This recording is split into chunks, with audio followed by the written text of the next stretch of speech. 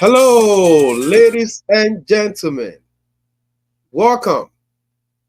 It's another beautiful Monday. You are all welcome to Sports Chat with Dasilva, live on Richma TV, your home of authentic sports news, sports update, and tidbits around the world of sports. Once again, you are all welcome. Stay tuned. If you haven't liked, subscribe to YouTube channel, let me give you a few seconds to do so. Countdown, countdown, countdown, countdown, countdown. Thank you for subscribing. God richly bless all of you. Today is another Monday, and we are coming your way with summary of what transpired in Europe and all various centers when it comes to soccer. Who did what happened, who is leading, who is in full control, and of course, tidbits around the world of sports. I cannot do this alone. So, as usual, I have in the studios today one of the technical and tactical brain, Kelvin, who I always say he's fortunate because he can play and he can keep at the same time. Kelvin, once again, you are welcome to Sports Chat with our Silver on Uh, Richmond TV. thank you, Coach. Thank you, viewers. Thank you, everybody, for watching. It's always an honor and a privilege to be on the Sports Chat with Dasilva. Please like, share, subscribe to Richmond TV. And it seems like I'm the only one standing today, so I will hold it down for the entire crew, and we're gonna get our technical analysis and our opinions on what we saw this past weekend. So let's get this heat going. All right, thank you very much, Kelvin. Yes, we will digest, disintegrate, and let you know what happened during all the various leagues that went on. Before we delve deep into discussion. Like we told you, Richmond TV was live at Ghana on the 14th of February when some concerned sports journalists said enough is enough. They took to the streets of Accra, Ghana to protest their anger on how the Ghana football is being run, especially the Black Stars. And the part two of this program is coming live this Friday at Kumasi Sports Stadium. Stay tuned for more details on Richma TV. Kevin, we came here last week. We discussed a couple of league games that took place. Let me just discuss this very important one.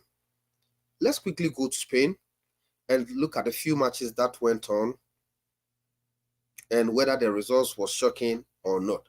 But before that, Kevin, okay, let me give you the results then.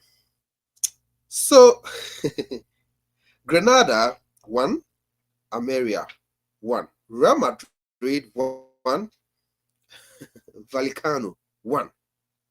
Interesting results.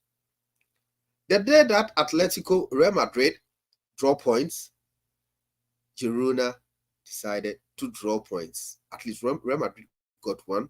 Girona didn't get anything. They lost by 3 goals to 2 to Atletico Madrid.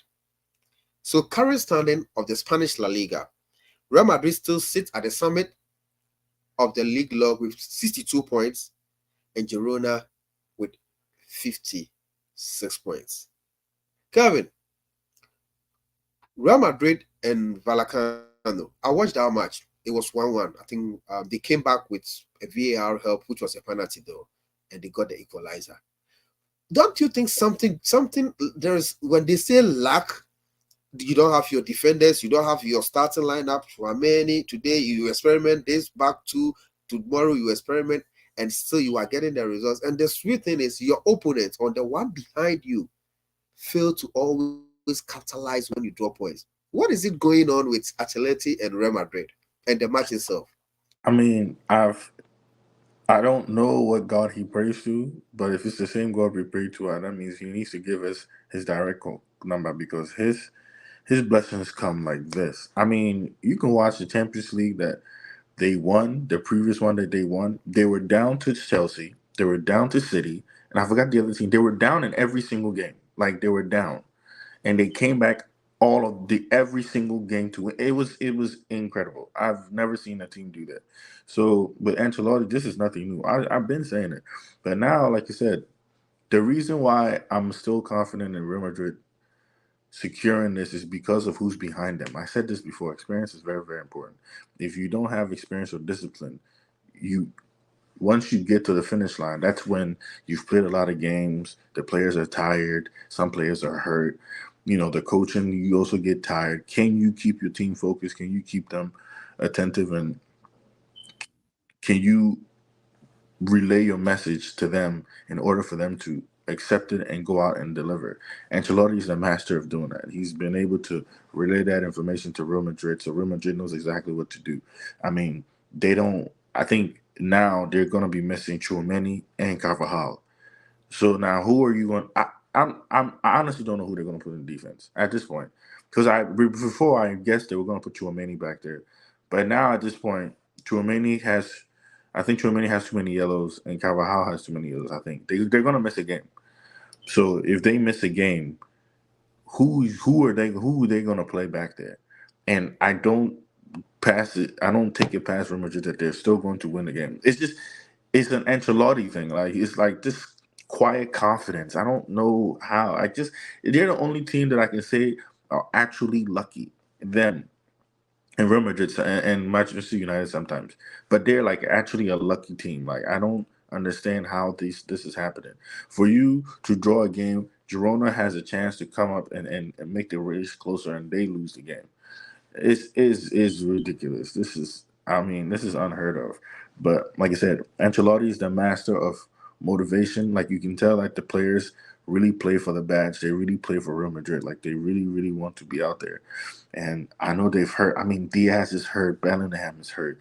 All their center backs is hurt. I mean, this is crazy. But they're still doing what they have to do as champions. So that's why we say experience is something that you can't buy. You have to go through it. You have to earn it. And Ancelotti knows it has a lot of experience. So I don't know what he's doing backstage, but I know he's doing something to at least keep the boat afloat until all his pieces come back. So that's a great job by Ancelotti. Great job by Carlo Ancelotti, the OG. Yes, and I perfectly also understand with Kelvin. On that, after watching the match, it was an early kickoff on Sunday.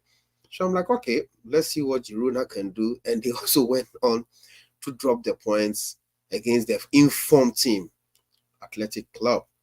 And you always ask yourself, there is something, as Kevin Wright put it. I think we need to, tap base with him and tap in his um good luck and stuff. Let's quickly. So that is enough. I think Barcelona. Let's see. Barcelona also won. Did they win?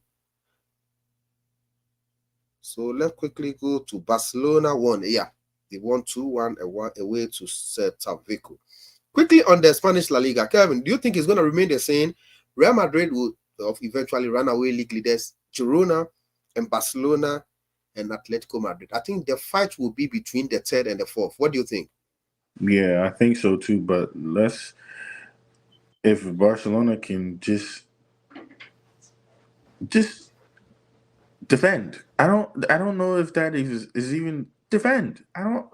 What are you doing? Defend. They can pass with the best of them. Xavi's trying to play the Guardiola ball, but you gotta understand, you have to evolve with the times. You can't just play pass side to side. The ball has to go forward. There's a lot of side to side passes with them. They still get a chance and they still have opportunities. They have great players, so they still score goals. But defend. I don't. Is he not teaching them how to defend? I'm very confused. Like defend. I don't even know how else to say that. You have good defending players. Like it's not like they don't have good defenders. They have really good defenders. Defend. It's very simple. And if they can do that, they can put pressure on Girona. Because Girona, like I said, is an unexperienced team. I know the point may be a little, they might have a gap, but they're just an unexperienced team, to be honest with you. And I think because of that, they have the potential of dropping more points. But Atletico Madrid is an informed team. Barcelona is up and down. But to be honest with you, I think it might be the same four, but the order might switch a little bit. I think Barcelona may come up and Jerome may be third or fourth, one of those. But because they're just dropping points they shouldn't be dropping, and You can't, if you're not consistent, if you can't get your players to keep going, it's just one of those things where this is the end of the year type of thing. A lot of teams are trying to fight for there's relegation spots. There's a lot of people playing harder than they did in the beginning. So all the teams that you're going to take for granted, like bad teams, are going to come to play because there's things to play for. These players are incentives. If they stay in the division, they get paid more. Nobody wants to get relegated. Like these are a lot of things. So teams that quote unquote you think are not teams you're supposed to take serious, at least at the end of the season, those are the hardest teams to play. You can ask all the in any league, those are the hardest teams to play because they're playing for their lives. So it's gonna get harder. It's not gonna get easier. That's the point. So hopefully, like I said, they can kind of keep some sort of focus. I think they'll stay in the top four, but I think they might drop a spot or two. All right, thank you very much. Let's quickly switch gears to the Serie A, the Scudetto. Inter Milan on Friday went out. They won by 4 goals to nothing. Wow. Inter, the unbeaten run. Okay, they've lost only one game. And the old ladies, Juve dropped a point. Juventus on Saturday were held to 2-2 by Verona. Do you think it's the end of the road now? Scudetto, boom, is heading towards Milan. Your take on that match, Kevin? Of course, it's this. To be honest with you, I think this is a foregone conclusion. I don't think anybody in this Serie A is consistent enough to compete with Inter. Inter have their system, they have their players, they know exactly what they're doing, and they do it perfectly. I told you, every team has a DNA. Juventus is not playing with their DNA. Old Juventus, if they score 2 goals, you can take two That's weeks. it. You will not score. You are not scoring on them. Like that's how the game went. If they score on you, it's a wrap. The forget it. The goal is closed. But they're playing this. Pep Guardiola has influenced a lot of people. They want to play offensively and pass. That's not the fabric of your DNA. For example, Mm-hmm. I know we'll talk about this game later, but Chelsea, that's how Chelsea plays football. If you watched this yesterday, yeah, there was a mistake, but that's how we play. We score and we don't let you score. It's our fabric. Arsenal, they don't park the bus. It's who they are. We all have a fabric. It's in our natures, in our team. So for Juventus, they were one of the most defensive teams in the entire world. If they score, it's a wrap. You're not scoring, and they've lost that. And because they've lost that, they have an up and down sort of. So I'm not saying you can't change the fabric of your team, but I'm just saying you, if you're going to bring somebody in to change your fabric for the team, you need to keep it there long enough for them to keep implementing. You can't go sack, go sack, go. It's just not going to work. So to be honest with you, I think a good hire is Antonio Conte. Go get him. I mean, that's what you do. Agreed. He's gonna park the bus. He's gonna score, and he's gonna. That's what you do. I mean, that's literally. He's probably the best hire for this.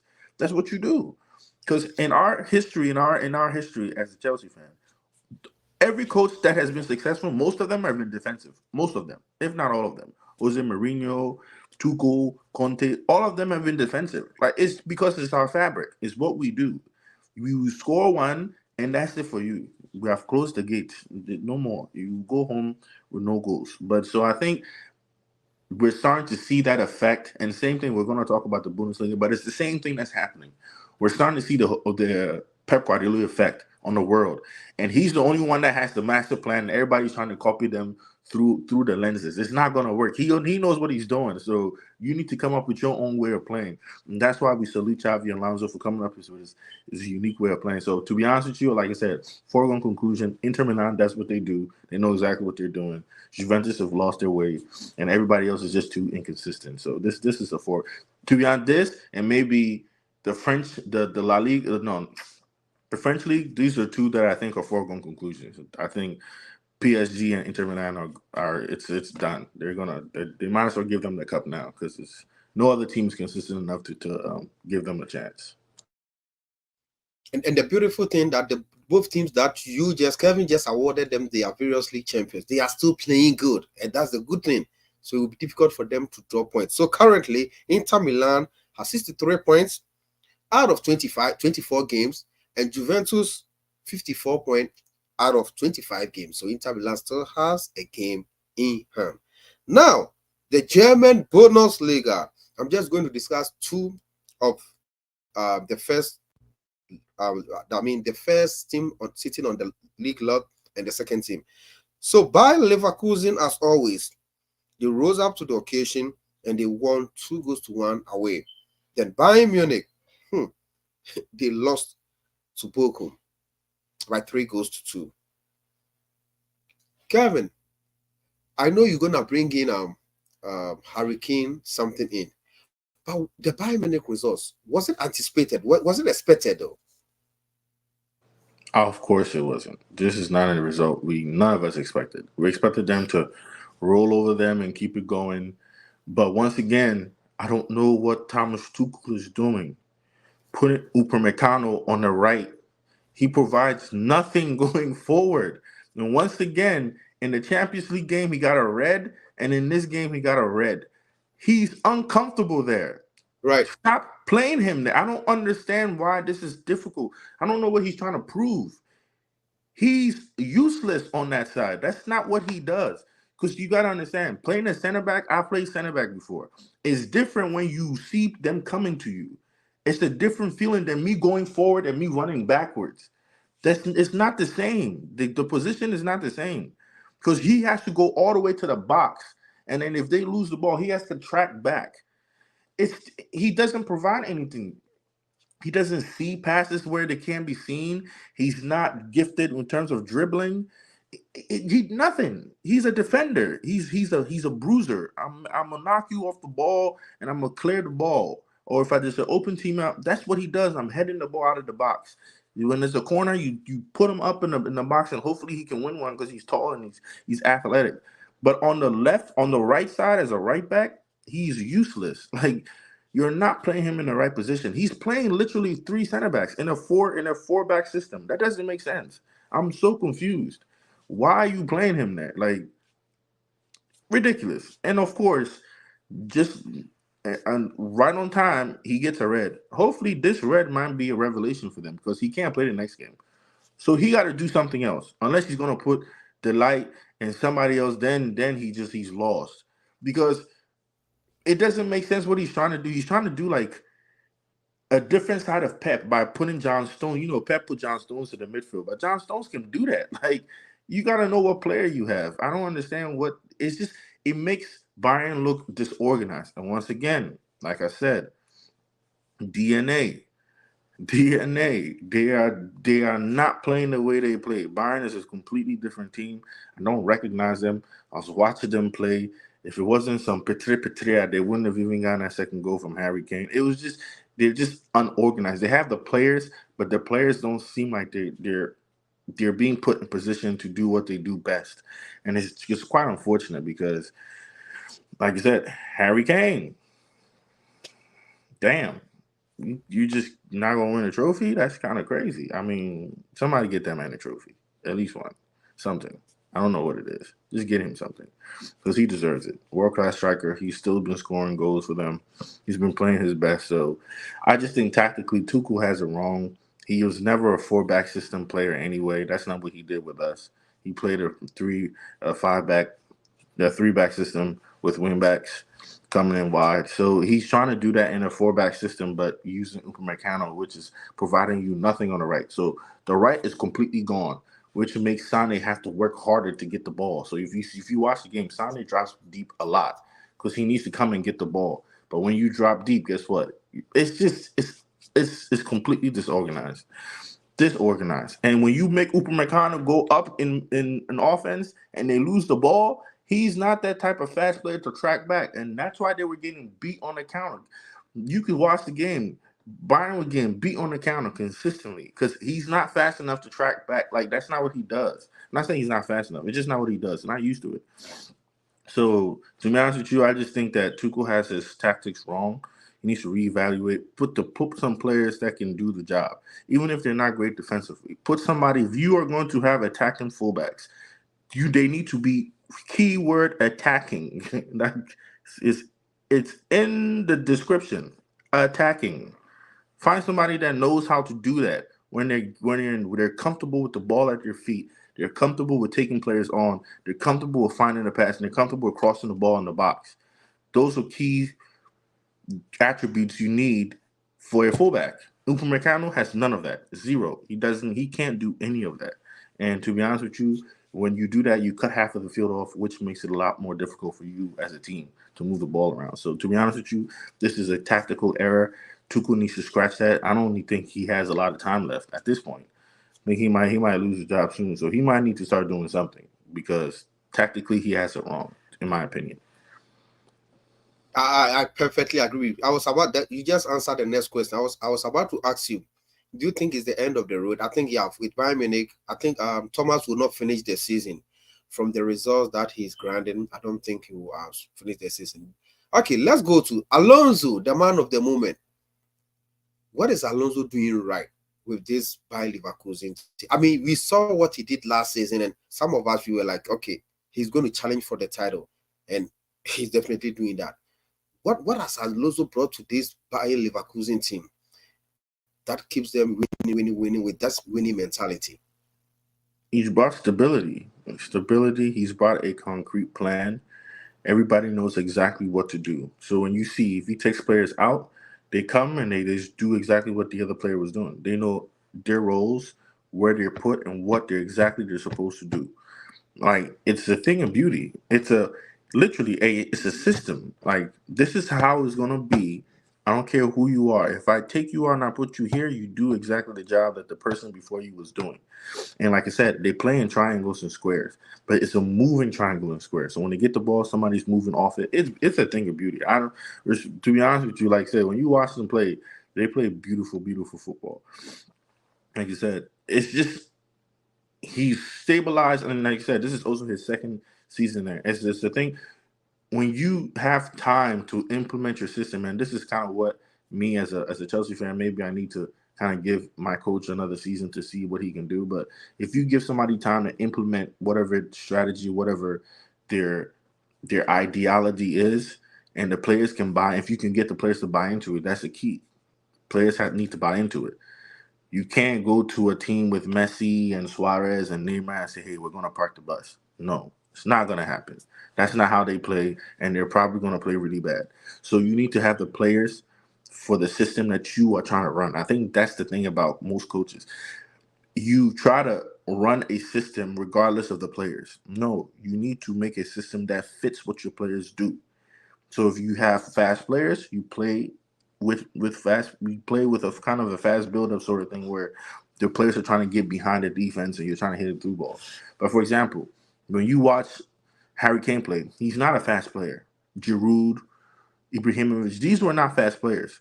So when you watch them play, they become target players. They come to the ball with the back to the ball. They were great passes off the ball, so they have wingers running off them. These are things that if you can see your player does best, you need to be able to implement that. And Chavi, he has great speed on the wings. Sheik is a great player. He also has the Nigerian striker that's hurt right now, but damn, I forgot his name. Boniface. Boniface, great tactical. He has great tactical ability in terms of the ball with his feet. He has the player number 10 that's everybody pretty much wants. He's also a great creator. He has Shaka, which is a veteran player in the midfield.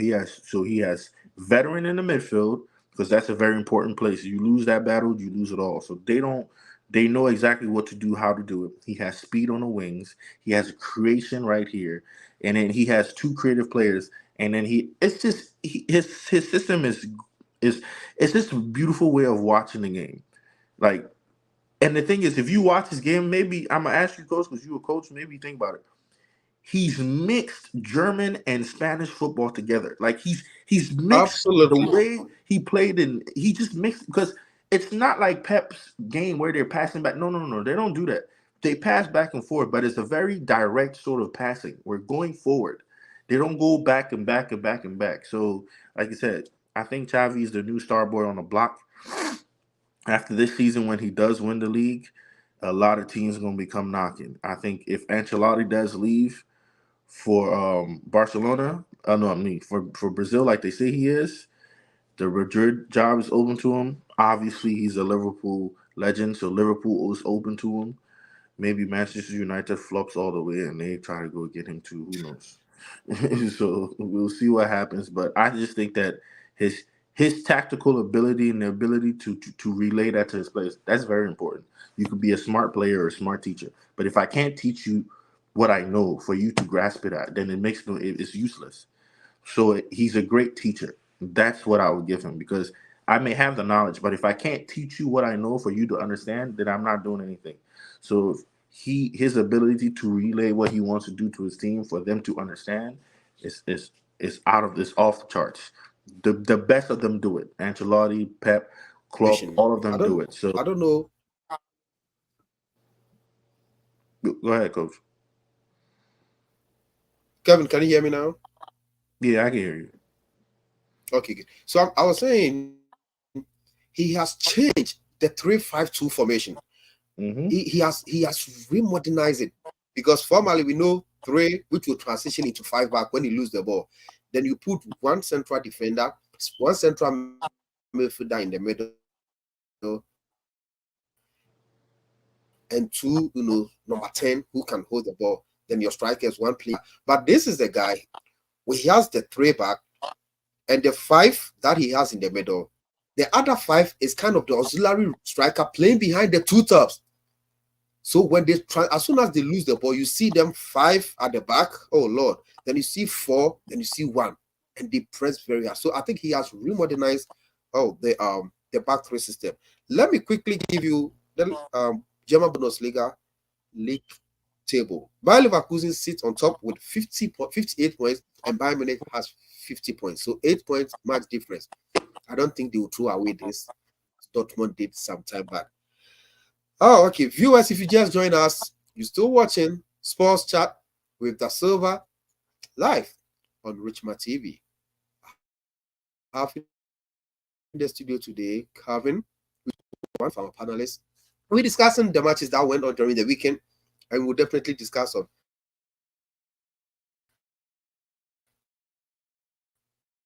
upcoming matches as holiday UEFA Champions League Tuesday and Wednesday is up, and the most viewed league, the EPL.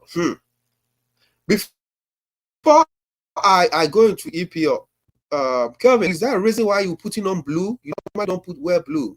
Has something changed in the atmosphere? Are you feeling excited? That's why you have blue on? Yes or no? No, like when you don't do things on purpose, it's just divine, I didn't even think about doing this. I don't. It's a divine thing, Like I'm not. We'll get into it, but it's just divine. It wasn't planned. I just felt like wearing this. Okay. That's it.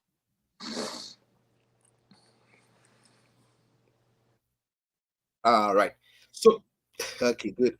So, Arsenal, 3-1 last 2 weeks, 6-0 last week, 3-1 last 3 weeks, 6-0 last week, and of course, 5-0. Wow. This team is really on fire. Up, Gunners. You're doing well. Keep it up, Gunners. Still, slow but sure. And Kasabebre, time will tell. So Arsenal won by 5 goals to nothing. Villa went all the way to Craven Cottage to beat Fulham by 2 goals to 1. Bournemouth trekked to St. James Park and they had Newcastle to 2-2. Nottingham Forest beat Everton 3-1. Then later in the day, Manchester City were ahead 1-1. And on Sunday, Manchester United sealed through with a 2-1 victory.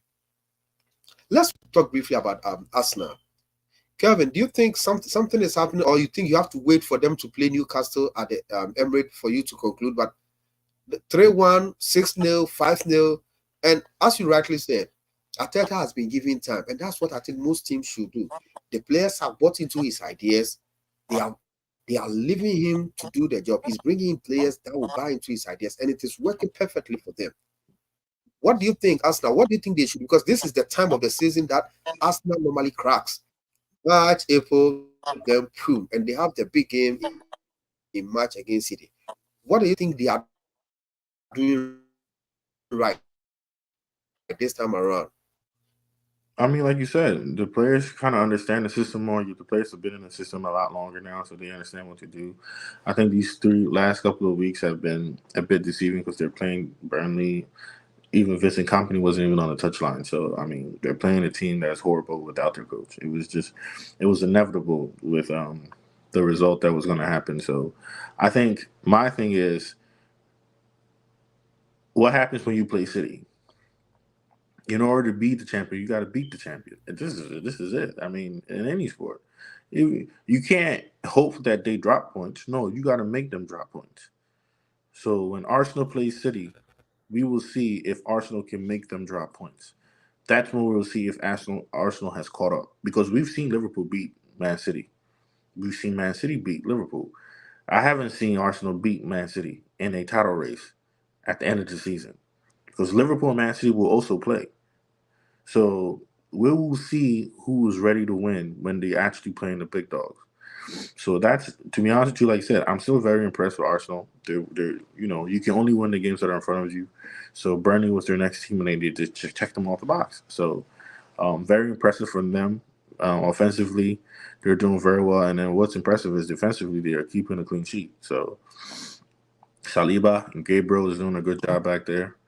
Um, they have, I don't know if Zinchenko is still playing, but Ben White, I mean Declan Rice, they're doing a good job in the back and allowing their offensive players such as Saka, um, Nelly, all of those players to kind of express themselves offensively. So in terms of impressed, we're definitely impressed with Arsenal.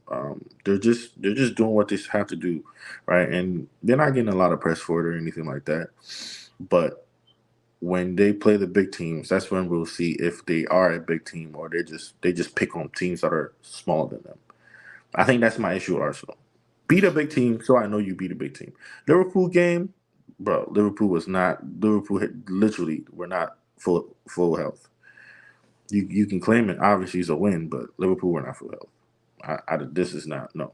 Let's see you play the big teams and compete with them in a way that you as a team, the top three team, as the way you perform against lesser teams. Let's see what you can do when a team that quote unquote is on your level comes into your town or you go into their place, and let's see how you compete. So for now, we are impressed. I think we're still on standby to see if they really want to win the league. So for now, I'm definitely impressed with Arsenal. They just keep winning the games that are in front of them, and they're making it look really easy. It's not easy to score 5, 6 goals, even if it's a bad team. So offensively, they're doing something right. So congratulations to Arteta, and hopefully all the fans that were screaming for his job. Hopefully, all of them are ashamed at this point because he's doing a great job with that team. All right. Calvin want Arsenal to pick the big teams, but I don't know what he meant by that because Arsenal beat City, they beat Manchester United, and they beat Liverpool. So I don't know whether he's talking about the away matches, or I don't know. But Kevin has his I'm own talking opinion. about So, the end of the season matches oh, when it okay, matters. Because last, I think the season before when Arsenal was in the race, Man City came to them and beat them. right, If I'm not mistaken, yeah. So I'm talking about when they meet again, when they're both in the title race. Because the season is different in the beginning than it is at the end. The players you have in the beginning is not the players you have correct. at the end. So we'll see what happens at the end when they play City again. Like that's what I mean by that. So Okay, thank you very much. And do you think Manchester United were lucky yesterday? oh, free team, lucky. Only a lucky rough. This is the most luckiest team. The defender makes a mistake and passes it straight to Hoyland, and he gets a goal, and then he gets a deflection. Come on, like this is what we're dealing with, and these people are loud. They talk plenty. Like, come on, look at what your team is doing. They are winning by luckiness. Like, it's ridiculous. And Luton played way better than them. Like Luton dominated them the entire game. I watched the game. They dominated them. They just couldn't put one back into the net. But this is what we're dealing with. At the end of the day, they're gonna call it a win. It is a win. They're a couple of points from fourth, so that's annoying. But at the end of the day, they got the job done. So credit to them for doing that. But I think that as a team, they're too inconsistent, right? Like speaking from experience, because I support a team that's also inconsistent. They're very inconsistent. Um, I don't think they get a goal if the mistakes is not made. I don't think they get a goal. I mean, he literally passed the ball to Hoyland. He had a 1-on-1. So Garnacho gets a 1-on-1 with the goalkeeper, and then he goes to the right, and then he misses. I mean, these are what I'm talking. They have players that are not disciplined, and I mean, so it's just, to be honest with you, like, it's a good win because they won, but they were lucky to win the game. That's all I'm gonna say. Luton played better than them. Luton deserved a point at least a point. But that's the game we watch. That's the game they play. It's a cruel game sometimes. You can be the best team and not win. Coming from a Chelsea fan, we played. It's just how the game goes. So I don't think they should be. I think they should just be happy with the win, but they should not be happy with that performance at all. It was not convincing. They were beat to everything.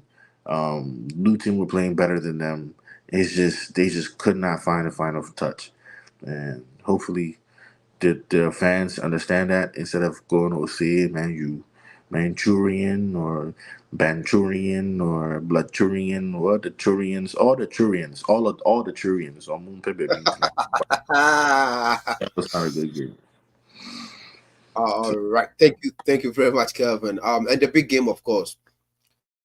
A day that most of Chelsea fans that I spoke to, they be like, nah, man, no. But I said it on Rich My TV here, and I put it in some groups, which Kevin is part of that group. That it's a win for Chelsea or a draw. And I said, period.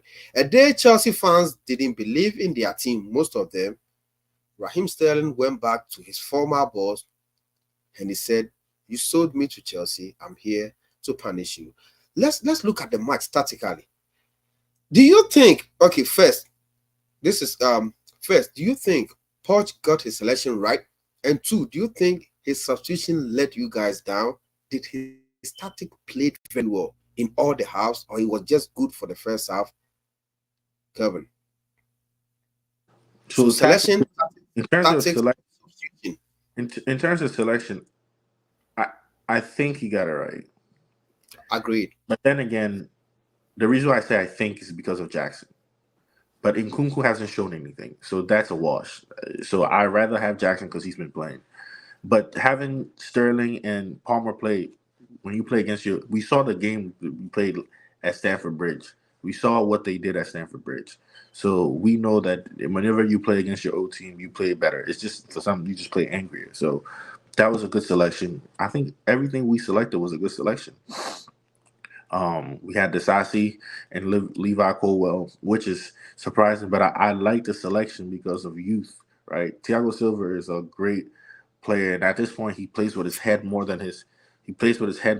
Experience. Yep. Yeah, he plays with his head more than he plays with his body at this point, right? Because he just doesn't have that juice that he has, but you can't use your head against Holland. He's just gonna muscle you out the way. You can see it coming, but if you can't do it, you can't do it. So it's just how it is. So I think he made a good selection there, having two strong young men there to kind of battle with Holland on those those one-on-ones, those 50-50. So that was a good selection.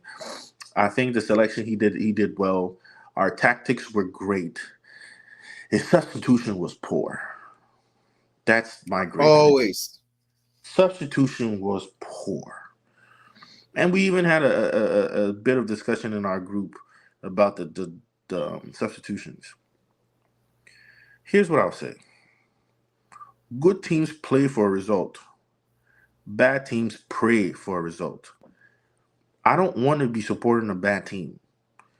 If you watch, if I've watched City play, I've watched Liverpool play, and I've watched Arsenal play. And when they play, even when they're up, for example, let's just say Liverpool's up 2-0 with like the 75th minute. They don't take out Gakpo and put in a defender. They take out Gakpo and they'll put in Nunez, another attacker. They don't take an attacker for a defender. City does the same thing. They'll take out Foden or they'll take out Grealish and they'll put in Doku or Bernardo Silva. They don't take out attackers to bring in defenders. Only bad teams do that. Like substitution. Yes, only teams that are afraid do that. I don't want to be part of that. I don't want to support a team like that. Unless you are a defensive coach. Pochettino is not a defensive coach. He's not. He's never been that. If it's Jose Mourinho doing that, that's different. because I know he's talked to him in the air, so he knows where to be. You bring on Chalaba. He hasn't played a single game the entire season. Not one. Not one. And he almost caused 2 goals. He definitely caused one. He almost caused two. Lazy knee. Deflection. I mean, this is not, you don't, and I know why he thinks he's trying to do it. Height, because they're crossing the ball a lot into the box because of corners. But no, keep up. Even bring in Mudrick. That's who. That's who I wanted to bring on.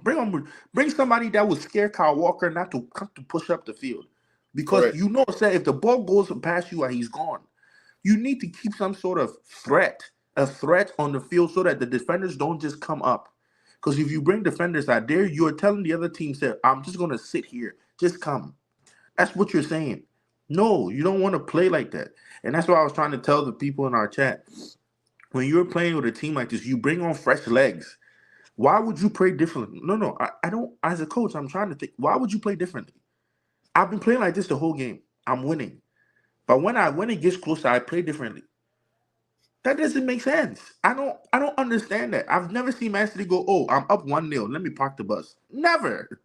Pep wants to give you 2, 3, and 4. Ooh, Jimmy, I'll best spell Diamond. Like he's trying to do it all. And that's the thing. Like, as a team, we cannot do that. We're playing that's small team mentality. That's a Sheffield United on my show one on Move Block. That's teams like that do that. But Chelsea, we are not. We shouldn't be doing stuff like that. We've paid millions of dollars for offensive players. We have offensive players on the bench. What are we doing? Madueke is on the bench. Mudrich is on the bench. We have endless players on the bench. What are we doing? That doesn't make any sense. So his tactics was right, the lineup selection right, but the substitution was poor. It cost us the game because it. To be honest with you, we should have won the game by more goals. Jackson had a Jackson, 1-on-one. Jackson, Jackson. I'm like, what was he thinking though? That I first have chance. no clue. He had a 1-on-one, scuffed it. Raheem Sterling has a shot on goal. Edison makes a great save with his leg. I mean, obviously Haaland also missed some goals, but it wasn't on target. Like this one was on target, and he just didn't go in. So we should have won the game by more. But even at that point, you give your team confidence, saying, "Hey, I know you can go and win the game. I know you can play with them. They are coming forward. They are playing this like us. So go and play." We would have scored more goals if we kept those players on the pitch because they are coming forward to equalize. So what happens is they will make a mistake, which they did. But we had nobody going forward. We had Kaisedi coming up. He's like a big block. And what are you doing? What are you doing? So I mean, to be honest with you, I just think that the substitutions was wrong. We gotta want. We can't go one. You're not that type of coach. It's different. Like if this is a Jose Mourinho, I'm not mad at it. Tony Conte, I'm not mad at it because that's your specialty. Your specialty is I will score one and you won't score. No problem. That's not Pochettino's MO. You want to play beautiful football and score goals. So let's play beautiful football and score goals.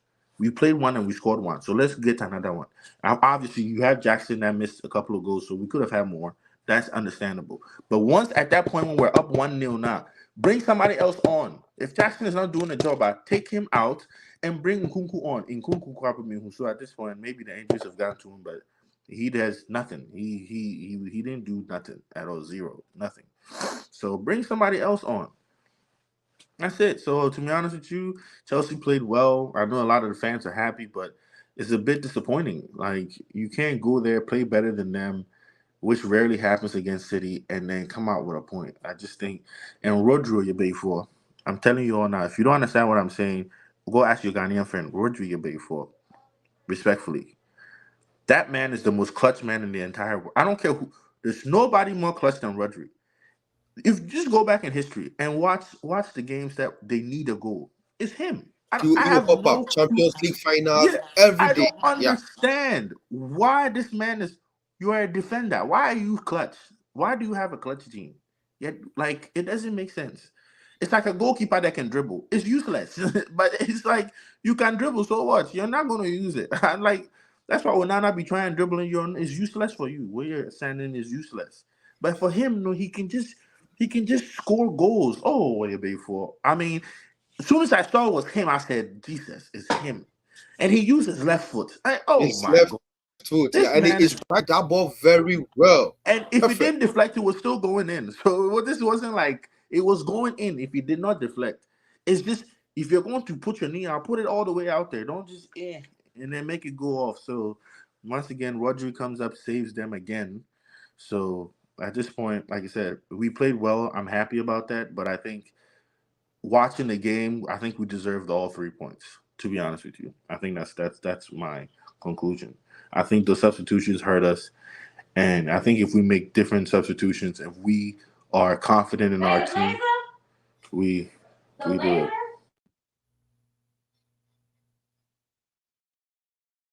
All right.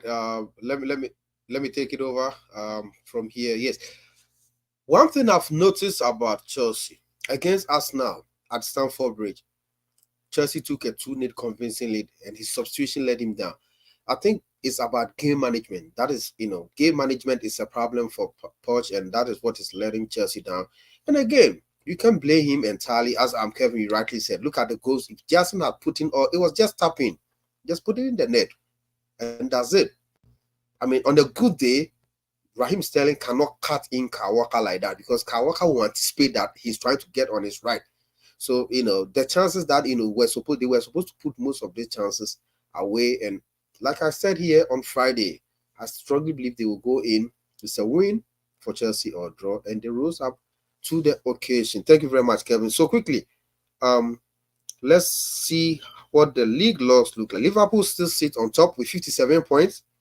Arsenal with 55 points, and Man City with 53 points. And City has a game in hand against Brentford at Etihad to see how that game will come up. Tuesday, Wednesday, the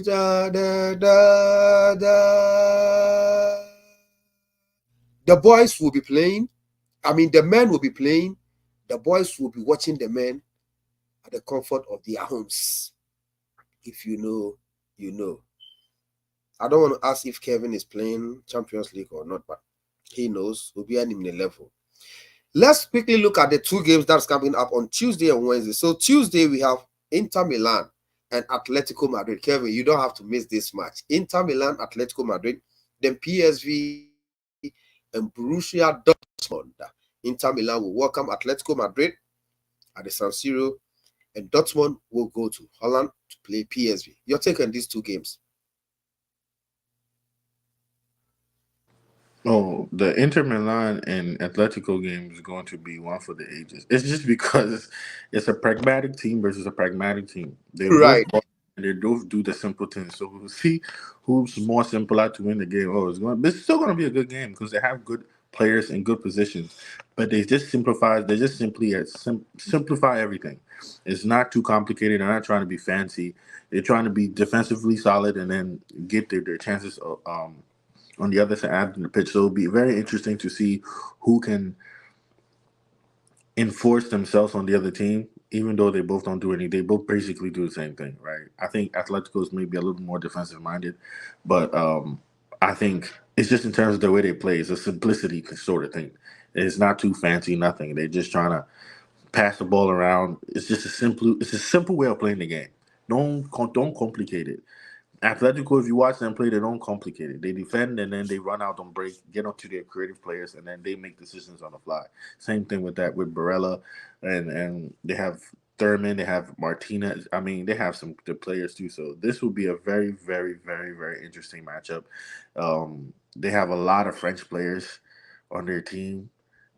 French. It's just funny, like they have Argentina teammates and French teammates on the team. Oh, it's Right. going to be very interesting. So this is one thing that this is definitely a game that I want to watch just to see whose tactics come out in the end. If there's any difference, if somebody makes a tweak here and there based on what they see, it'll be very interesting to see. So I think that game will be interesting to see.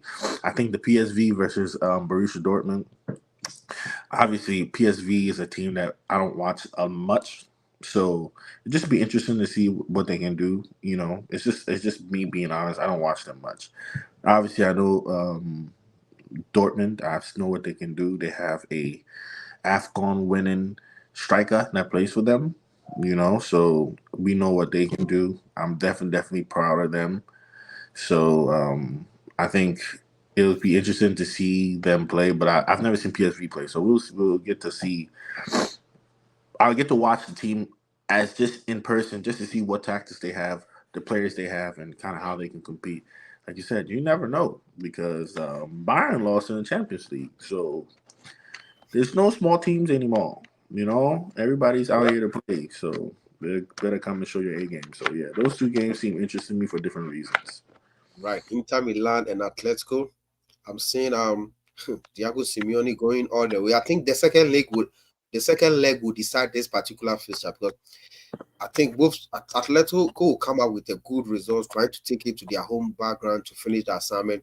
But this free flowing Inter Milan, they are too good. And again, PSV and Borussia Dortmund, it could be anybody's game. Wednesday, we have the Gunners all the way in Portugal against FC Porto.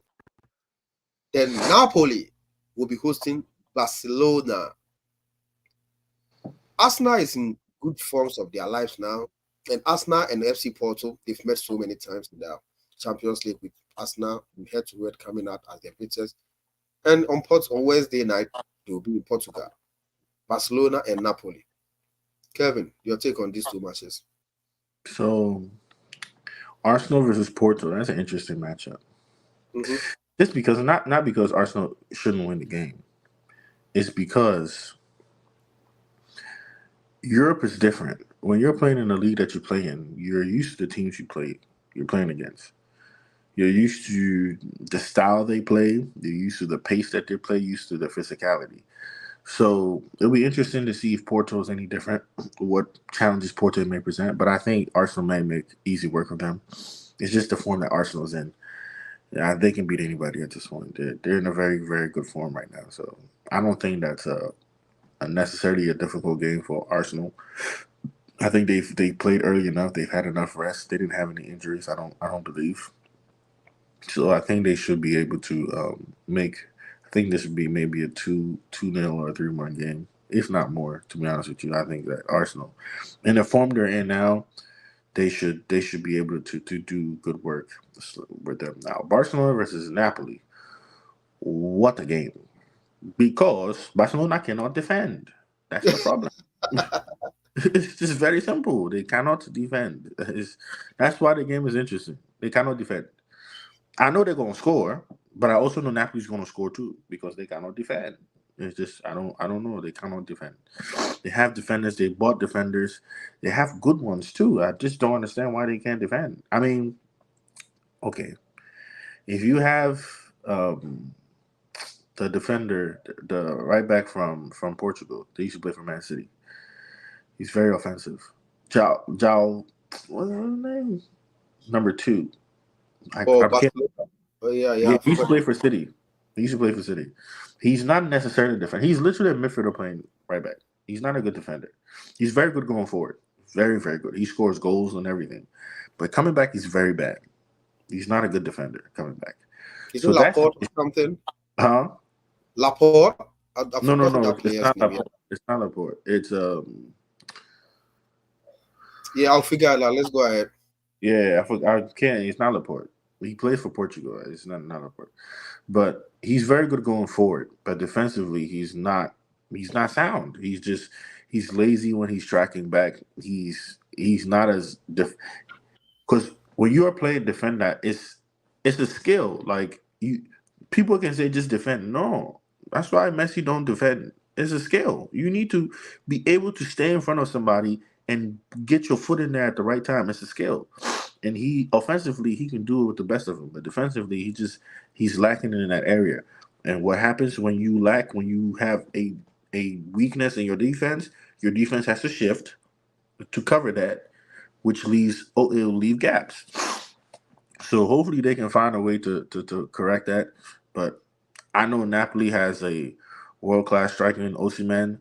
They have another the left wing. I can't pronounce his name, but he's a hell of a player. I know somebody's gonna buy him for a lot of money too. He's a hell of a player. So it's gonna be a very interesting game. I expect both teams to score. Now we'll see how many goals, but I expect both teams to score goals. But I don't know who will win just because I don't know if Barcelona is going to defend. That's it. If they defend, they win. If they don't defend, they lose. Very simple. I know that's counterintuitive. Every team's motto: if we don't defend, we lose. But Barcelona, if you watch them play, they literally don't defend. They are very good at defending. So if they can find a way to kind of fix that part of their game, they should be a very dangerous team in the tournament. So it'll be very interesting to watch to see if they've made any changes in the back to correct that issue. Thank you very much, Kevin. Kevin said, Barcelona, you need to defend. I think, Kevin, that player was Joao Cancelo. Yeah, Cancelo, that's his name. Yeah. Let me go ahead and read some comments. Then we continue. King Gasti said, we are welcome once again to Sports Chat with Dasilva on Richmond TV. I think we lost the connection. Okay, quickly. So enough of the Champions League so far. Oh, briefly. So midweek, Chelsea. Man City against Brentford. Briefly, before we sign out. You think Ivy Tony will come and give them the last killer punch? I don't remember the last time City lost or drew 2 games in a row.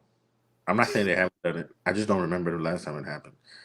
There's no way Pep Guardiola is going to see that and be satisfied. I think Brentford is in for a rude awakening. They might get a lot of goals scored on them just because of the anger that I know Pep had based on what he said about the game. So I know that Brentford. This is not a game that if you're a betting man, I would bet on Brentford. Please do not bet on Brentford. They're not about to do anything in this game. I'm telling you. I believe Man City is going to trounce them. That's my belief, based on what they've done in the past in terms of when they come off a result that they don't want. The next game is always a game that they show that they haven't gone anywhere. So I think they are going to win, which will make the title race the most interesting race ever because the first place is going to have 57, second place is going to have 56, and third place is going to have 55. I mean, that's you can't get any better than that. And that's really this is going to be a one for the ages. So I expect them to win, and I expect them to go into second place, and I expect it to end in spectacular fashion in terms of the EPL. So Brentford has no shot. Zero. I think again, is Brentford win or draw? Don't ask me why. I have my own interest. Kevin, don't ask me why. I have my own interest. Brentford win or draw. It All is the possible. viewers know why. All the viewers know why.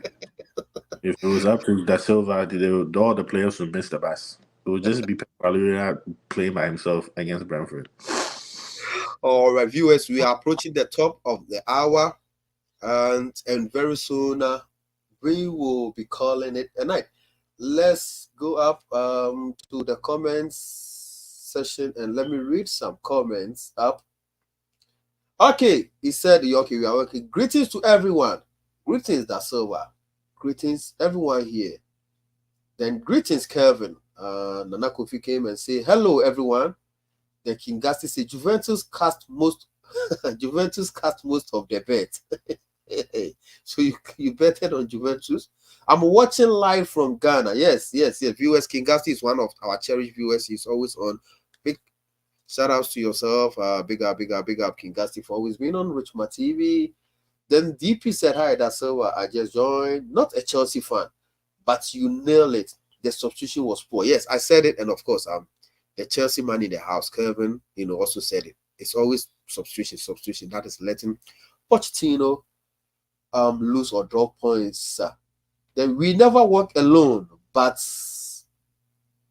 we want to be alone on top for good. DP, Mr. Prepe, how are you? Are you feeling very good now? Very soon I'll be expecting you in the studio. Speedy recovery, bro. Brentford can be a surprise. Oh, yeah. I'm dreaming. I'm Mr. Prepe, I'm with you. I'm also dreaming you. There can be a surprise. Oh. Then it's a Man City breathing on our neck, and I hate it. You did there and say Man City. You don't see any other thing. You only see blue. You don't see red dreaming on your neck. You don't see red. You. All right, that is for the comment session. Kevin, we are almost on top of the hour. What your final words before we wrap up this edition? Final words before I say that, I forgot to mention one thing. I hope he's watching. I don't know if he's watching or not. He should be training. But Caicedo, Caiximieno, you always want to get sent out of the game. I don't understand if all of them owe you money or something. Stop tackling like that. Because at least 2 games they should have sent you out of the game. I'm a fan. Stop tackling like that. You don't need to win everything. If you want to learn, go and find N'Golo Kante and he will teach you the proper way of doing Mm-hmm. it. Do not just jump in everywhere you want to jump in because it's very hard for us to win with 11, but with 10. So please, every game you play, we are all afraid that you're going to get sent out of the game. So stop tackling like that. Famous study. But to all the viewers at home, like you said, thank Dasilva again for having me on with Sports Chat with Dasilva. This was a great show. I'm always proud. It's always an honor for me to be on the show with him and with other panelists when they're on. Like I said, please like, share, subscribe. Share the link, share it to all your other friends, your viewers, your family, because, like you said, as the season progresses, there's more heat gonna come. I'm pretty sure there's gonna be more guests, more panelists, and we might get into some disagreements. So you may want to see that. You may not want to miss the disagreements that we get into it. So, like I said, it's always an honor. Again, I appreciate Dasilva for having me on, and to all the viewers again, thank you for spending your hour with us, spending some time with us. Please invite some friends, and like I said, subscribe again because there's always heat on this channel. There's always good commentary. There's always good analysis, technical analysis, and there's always good banter. Some jokes here and there. So, what more can you ask for in a sports show? So, like I said, thank you again, viewers. Thank you for having me, Dasilva. And until next time, be safe. All right. Thank you very much, Calvin. Let me do this birthday shout outs before I sign off. So happy birthday to KOB. Yes, KOB himself, Kojo Oseibunsu. Happy birthday to you, brother. One of the finest and honest people I've worked with. The CEO of Gospel Billboard. He's in Peace FM and he's in OKFM. Kojo, you already know the love is always deep because you are real. Happy birthday, wishing you long life and success. On behalf of myself, Dasilva, the host of Sports Chat on Richmond TV, and all the production crew, we say happy birthday, brother. Keep being you as always, and God will bless you. Happy birthday, Kojo. Now, viewers, this is where we bring the curtains down on today's transmission on Sports Chat with Dasilva live on Richmond TV. I will see you when you see me, but please do me this favor. As Kevin rightly said, like, subscribe, share, comment, subscribe, so that we can bring you more sports updates. We will come your way again Friday with another sports chat. Until then, be good, stay out of trouble, always keep the dialogue on Richmond TV. See you next time around.